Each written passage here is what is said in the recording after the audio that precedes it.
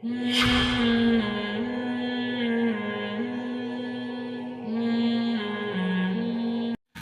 গোমো আদা হজাক থেকে যদি ওয়াজ শুনেন তাহলে তো ঝামেলা বেশি হইব।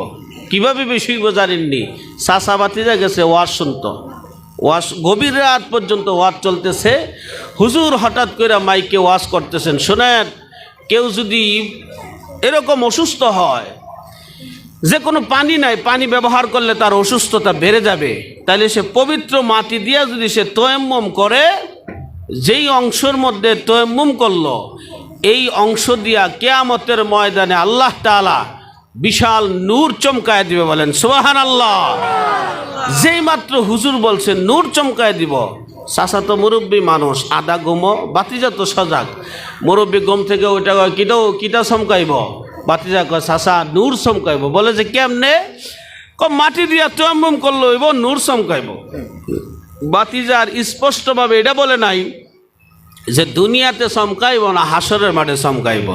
আপনারা যারা আছেন আপনারা বলেন, যদি এরকমভাবে তয়াম্মুম করা হয়, হাত থেকে চেহারা থেকে নূর চমকাইব দুনিয়াত না আখেরাতে? পিছনের বেড়া বলেন দুনিয়া না আখেরাতে? আখেরাতে। আর উনি মনে করছে দুনিয়াতেই চমকাইব। তাইলে আসুন, তয়াম্মুমের ফরজ কয়টা? জুড়ে বলেন কয়টা? মাদ্রাসার ছাত্র বাদে ৯৯ জন সাধারণ মানুষ জানেই না তয়াম্মুমের ফরজ কয়টা। কথা কোন ঠিক কিনা? অনেকে গোসলের ফরজ কয়টাই জানে না। এক মুরব্বীরে জিজ্ঞেসে গোসলের ফরজ কয়টা? কয় ৩টা। কয় কি কি? গরম পানি, তোয়াল্লা, সাবান। এটা কি গোসলের ফরজ? কয় হুজুর দোয়াটা কন? কয় নাওয়াইতু আন গোসলা আতফাও কসলা। এটা কি গোসলের দোয়া? জুড়ে কন। টয়লেটের যাওয়ার দোয়া তো বাদই দিলাম। কোন পায়ে প্রবেশ করবে আল্লাহুম্মা ইন্না আউযু বিকা মিনাল খুবুসি ওয়াল খাবাইস, এটা তো বাদই দিলাম। কোন পায়ের উপরে ভর দিয়ে পায়খানা করবে মুসলমান এটাই জানে না। কতটুকু নিচে নামা পর্যন্ত কতটুকু কাপড় উড়াইতে হবে, যেটা শামায়েলে তিরমিজির মধ্যে রাসূলুল্লাহ বর্ণনা করে গেছেন। আমরা মুসলমান হিসেবে বড় লজ্জিত, আমরা এই অনেকগুলো বিষয় জানি না। কথা বলেন ঠিক কিনা? শুধু একমাত্র উলামায়ে কেরাম ছাড়া সাধারণ মানুষ একেবারে কম, ১০০ শুধু ৫ জন জানে কিনা সন্দেহ আছে। এগুলো আমাদেরকে শিখতে হবে। আল্লাহ দুনিয়াতে এই জন্য আমাদেরকে পাঠায় নাই, আল্লাহ নিজেই জানাইছেন কি জন্য তোমাদেরকে পাঠাইছি। ওমা খালাকাতুল জিন্না ওয়াল ইনসা ইল্লা লিয়াবুদুন। আল্লাহ বলেন জিন আর মানুষকে আমি আল্লাহ তাআলা আমার ইবাদত বন্দেগীর জন্য পাঠাইছি। বলেন সুবহানাল্লাহ। যেই হোক ভাইরা আমার, এবার উনি শুনছেন তয়াম্মুমের ফরজ হলো ৩টা। ১ নম্বর হইল নিয়ত করা, আপনি নিয়ত করতে হবে। ২ নম্বর হইল পবিত্র মাটির মধ্যে হাত এরকমভাবে লাগাইয়া সমস্ত চেহারাকে মাসে করা, এরকমভাবে মাসে করে। ৩ নম্বর হইল দোনো হাতের কোনই পর্যন্ত মাসে করা। পবিত্র মাটি শুকনা মাটির মধ্যে এরকমভাবে মাসে করতে হয়। তো উনি বাড়িতে গেছেন, মুরব্বী মানুষ, গিয়ে বলতেছেন যখন মুয়াজ্জিন সাহেব আজান দিচ্ছে, আসসালাতু খায়রুম মিনান নাওম।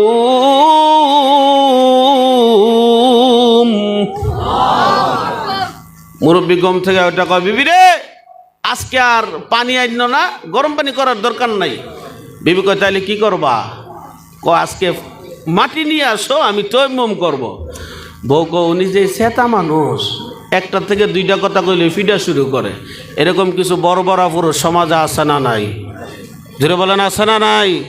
বিবির চেহারার মধ্যে মারে।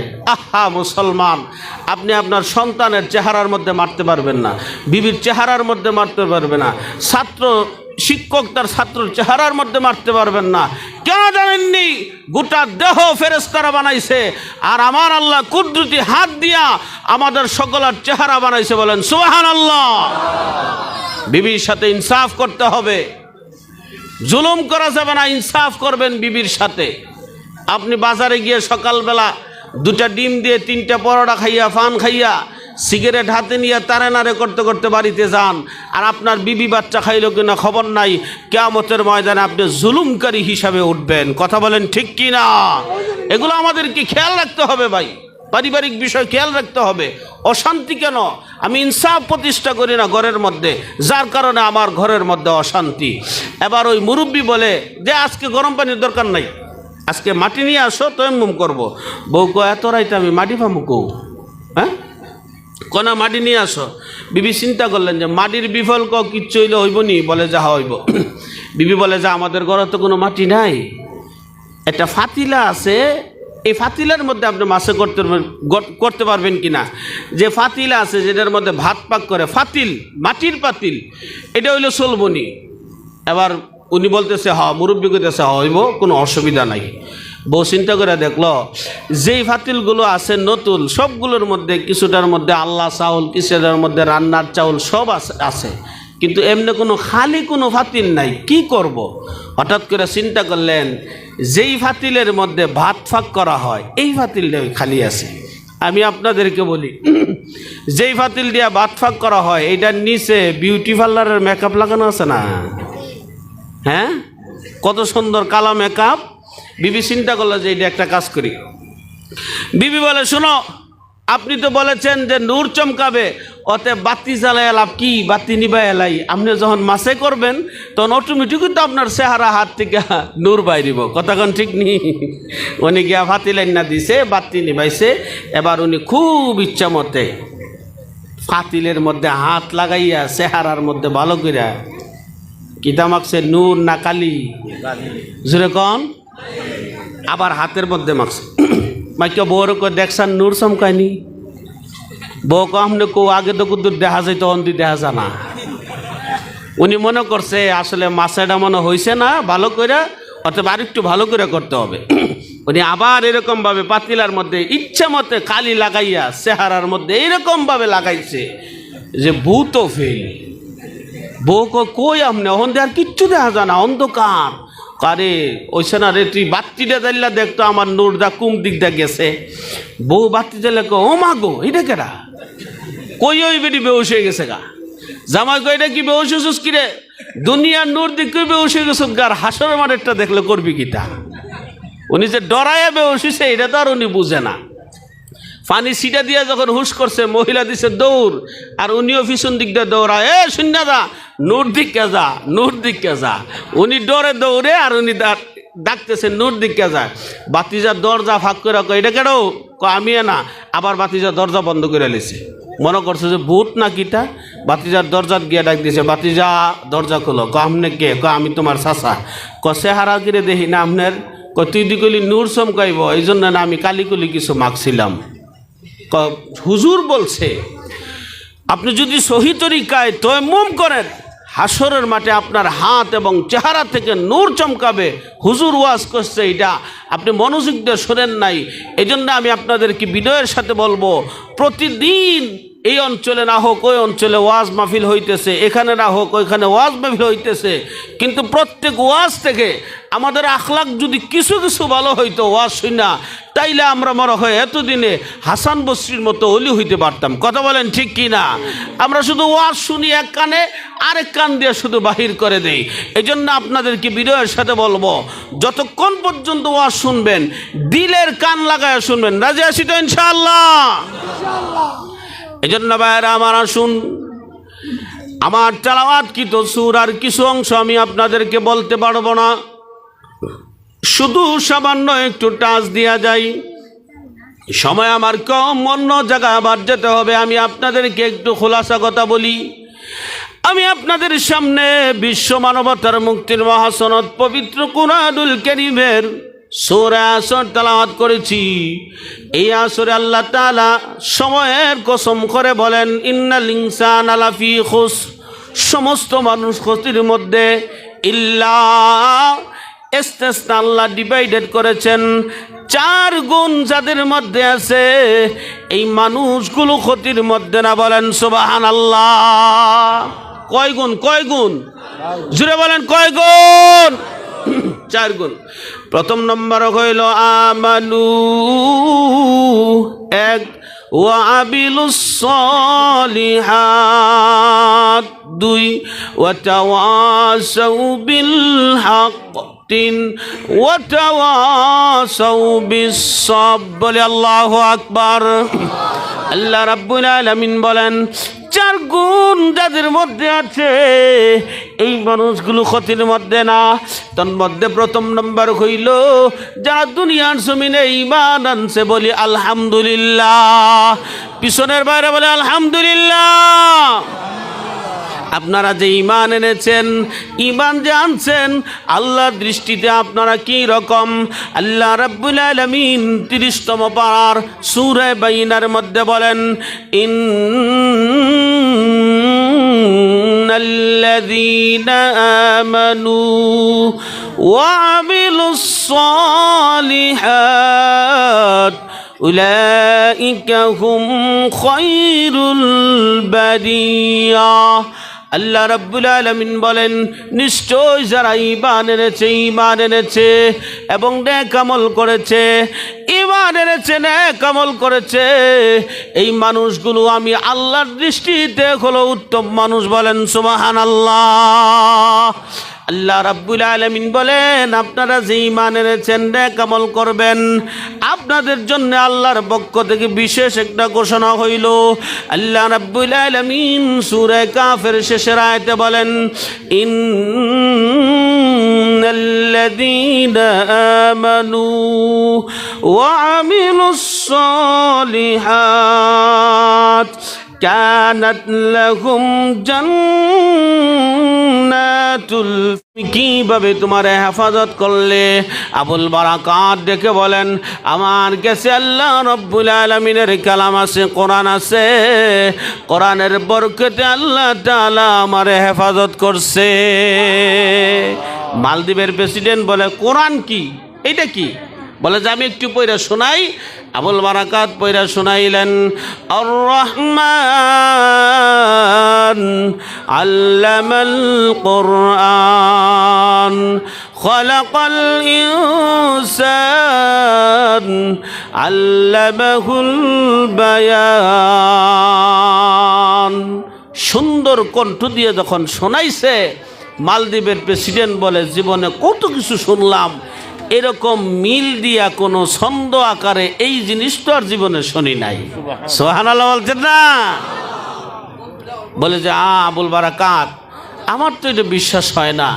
তুমি যদি আগামী বছর এই দিনে যদি তুমি আবার ফিরে আসতে পারো, ওয়াদা দিলাম মালদ্বীপের আমার মন্ত্রী পরিষদ সকলকে নিয়ে তোমার হাত ধরে কালিমার নিচে আশ্রয় নিব। বলেন সুবহানাল্লাহ। কয় ঠিক আছে। আবার যখন পরের বছর আসছে, এই আবুল বারাকাতকে আবার সাজানোর দরকার নাই, বলে যে আমার সাজাইতে হবে না, নিয়ে তাকে ওই ঘরের ভিতরে দিয়ে আসছে। রাত্র যখন গভীর হয়ে গেল, আবার ওই যেই জিনিসটা উঠতো সাগর থেকে, বিশাল বড় দানব, এইটা ওঠা শুরু করছে। আবুল বারাকাত বলে, আজকে তাকে শেষ করে দিতে হবে আল্লাহর হুকুমে। কোরআনুল কারীম যেখানে তেলাওয়াত করা হয়, কোরআনুল কারীম এরকম এক জিনিসের নাম, জিনে ধরা রুগীরে যদি ধরে, কোরআনের কিছু আয়াত আছে, পড়ে ফু দিলে জিন দেখবেন আপনার ফাও দিরা মাপ চাইব আর বলবো যে বাবা আমারে ছাইরা দাও। কথা বলেন ঠিক কি না? কোরআন হচ্ছে এরকম একটা জিন্দা মুজেজা। কোরআনুল কারীম হচ্ছে এমন একটা জিনিস, আপনার ঘর থেকে যদি আপনি অভাব অনটন দূর করতে চান, কোরআনুল কারীমের আমল যদি আপনি করেন, আল্লাহ আপনার ঘর থেকে অভাব দূর করে দিবে। সুবহানাল্লাহ বলবেন না? কি নেই কোরআনের মধ্যে? বড় আফসোসের বিষয় হলো আমরা আজকে কোরআন থেকে অনেক দূরে। হাম কোরআন কো ছোড় দিয়া, কোরআন কো মালিক भी हम लोग को छोड़ दिया। আমরা আল্লাহর কালাম ছেড়ে দিছি, কোরআনের মালিক আল্লাহ আজকে আমাদেরকে ছেড়ে দিছে, যার কারণে মুসলমানেরা জায়গায় জায়গায় জায়গায় জায়গায় মার খাইছে। কথা বলেন ঠিক কিনা? কোরআনের উপরে যদি আমাদের আমল থাকতো, কোরআনের উপরে যদি আমাদের চর্চা থাকতো, সাহাবা আজমাইন যেমন গোটা দুনিয়া শাসন করেছে, মুসলমানেরাও এরকমভাবে গোটা দুনিয়া শাসন করতে। বলেন ঠিক কিনা?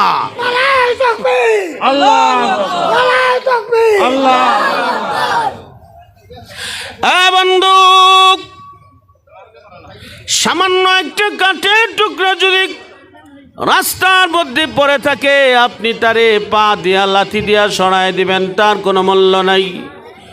কিন্তু একটা কোরআনুল কারীমের বাঙ্গা রিয়াল যেটার কোনো আপনার কাছে মূল্য নাও থাকতে পারে। কোরআনুল কারীমের সাথে বাঙ্গা কাঠের রিয়ালটা থাকার কারণে আপনারা বলেন কেউ কি এটারে পা দিয়ে লাথি দিয়া সরায় দিবে? না না না, কেন সরায় দিবেন না জানেননি? কারণ এটা আল্লাহর কালামের সাথে আসিল, এই জন্য বড় দামি। সামান্য একটা কাপড়ের টুকরা, যেই টুকরাটার কোনো দাম নাই, হইতে পারে 5 টাকা অথবা 10 টাকা দাম, কিন্তু এই টুকরাটা যখন মাটির মধ্যে পড়ে থাকে, মুসলমানেরা বড় আদবের সহিত উঠাইয়া সালাম করে এটা আবার কোরআনের সাথে রেখে দেয়। বলেন ঠিক কিনা? বন্ধু, যেই কারণে কাঠ দামি হইল, কাঠের কোনো নিজস্ব দাম নাই, কাঠ দামি হয়েছে কোরআনের সাথে তাইকা। কাপড়ের কোনো দাম নাই, কাপড় দামি হয়েছে কোরআনের সাথে তাইকা। ঠিক তেমনিভাবে এই মাদ্রাসার ছাত্রদের কোনো নিজস্ব দাম নাই, ছাত্ররা দামি হয়েছে কোরআন হাদিসের সাথে তাইকা। বলেন ঠিক কিনা? ছাত্রদের সাথে যদি আপনারা উলামায়ে কেরামের সাথে যদি আপনারা ভালো সুসম্পর্ক রাখেন, কাঠ যেমন দামি হইয়া যায়, আপনারা সাধারণ মানুষ হিসেবেও আলেমদের সাথে সম্পর্ক রাখলে আল্লাহ দুনিয়া এবং আখিরাতে দামি বানায়া দিবে। বলেন ঠিক কিনা? ওই আবুল বারাকাত রাত যখন গভীর হয়ে গেল, দারবটা ওটা শুরু করে দিয়েছে। আবুল বারাকাত এবার চিন্তা করলেন, আমি আল্লাহর কালাম গভীর মনোযোগ দিয়া পড়া শুরু করে দিব। আবার যখন পড়া শুরু করে দিয়েছে, দানবটা সামনে আসে, উনি ওনার পড়ার স্পিড আরও বাড়াইয়া দিয়েছে। এরকম আমি পড়তে পড়তে পড়তে পড়তে দানবের গায়ের মধ্যে আল্লাহ তাআলা কোরআনের বরকতে আগুন জ্বালাইয়া দিয়েছে। বলেন সুবহানাল্লাহ। পরে সরকার হয়ে গেল। সকালবেলা যখন হলো, রাজ্যের পুলিশেরা আবার লাশ আনার জন্য গেলেন। গিয়ে দেখেন আবুল বারাকাত নামাজের মুসল্লার মধ্যে বৈশা আল্লাহর কালাম তেলাওয়াত করে। বলেন সুবহানাল্লাহ। বন্ধু, কিভাবে আমি আপনাদেরকে বোঝাই? রাজ্যের ভিতরে যখন খবর হয়ে গেল আবুল বারাকাত উনি যে জয়লাভ করেছে, মালদ্বীপের প্রধানের কাছে নিয়ে গেলেন। মালদ্বীপের প্রধান বলেন, এর বিনিময়ে তুমি কি চাও? আবুল বারাকাত বলেন, আমি কিচ্ছু চাই না। গত বছর আপনি আমার সাথে যে ওয়াদা করেছিলেন, আপনার ওয়াদা আপনি রক্ষা করেন। এবার মালদ্বীপের প্রেসিডেন্ট ডেকে ডেকে বলেন, রে মন্ত্রী পরিষদেরা রে, একজন আবুল বারাকাত আমাদের সবাইরে যদি দুনিয়ার ফিতনা থেকে হেফাজত করতে পারে কোরআন দিয়া, আমরা যদি কোরআন সবাই লালন পালন করি, কোরআন যদি পড়ি, কোরআনের উপরে যদি আমল করি, আল্লাহ তাআলা দুনিয়া আখিরাতে আমাদেরকে হেফাজত করবে। আয় আয় আয়। মালদ্বীপের প্রেসিডেন্ট, মন্ত্রী পরিষদ সবাই নিয়ে মুসলমান হয়ে গেছে। বলেন সুবহানাল্লাহ। আরো জোরে কোন সুবহানাল্লাহ।